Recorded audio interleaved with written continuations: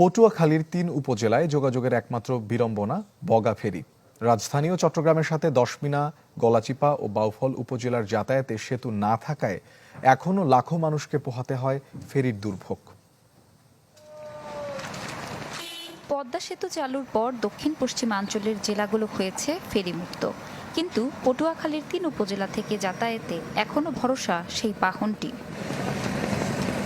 সড়ক যোগাযোগ না থাকায় ফেরি ও ট্রলারে নদী পারাপারে সময় লাগছে বেশি।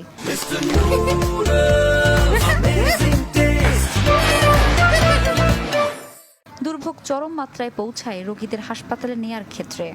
রোগী নিয়ে আসলে দেখা গেছে ফেরি ওপার আছে, ওই সময় মানে সময় মতো পাওয়া যায় না। আমি আইসি পটুয়াখালীতে আইসি, আধা ঘন্টা উপরে হয়ে গেছে, আমি বসে আছি, ফেরি পাইতেছি না। ফেরি আইলে ফেরি পাওয়া যায় না, ফেরি ওপারে থাকে, তারপরে সময় মতন পাওয়া যায় না, টাইমলি মনে করেন আইসিয়ে মনে করেন ঘন্টার পর ঘন্টা অনেক সময় বসে থাকা লাগে। ফেরিঘাট হয়ে রাজধানী সহ বিভিন্ন স্থানে যাওয়া আসা করে বাস ও পণ্যবাহী যানবাহন। তাই চলাচলের সুবিধায় লোহালিয়া নদীর বগা চরগড় বদি পয়েন্টে সেতু নির্মাণের দাবি স্থানীয়দের। আমাদের সবথেকে দুর্ভোগ হচ্ছে বগা ফেরিঘাট।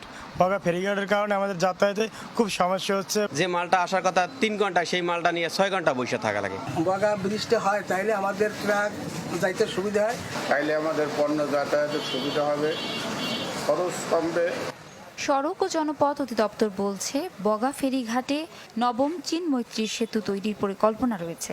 মন্ত্রণালয়ের অনুমোদন পেলেই শুরু হবে কাজ। ফরেন ডোনারের সাথে মন্ত্রণালয় কথাবার্তা বলে ফাইনাল হয়ে পরবর্তী স্টেপ মন্ত্রণালয় থেকে নেওয়া হবে। যখনই পরবর্তী পদক্ষেপ গ্রহণ করবে সাথে সাথে ওই ডিপিপি তৈরির বিষয়টা আসবে এবং আমরা ডিপিপি তৈরি করে কার্যক্রম শুরু করে দেব। সেতু নির্মাণ হলে বাউফল, দশমিনা ও গলাচিপা উপজেলার অন্তত 13 লাখ মানুষের ভোগান্তি কমবে। Desk report, channel 24।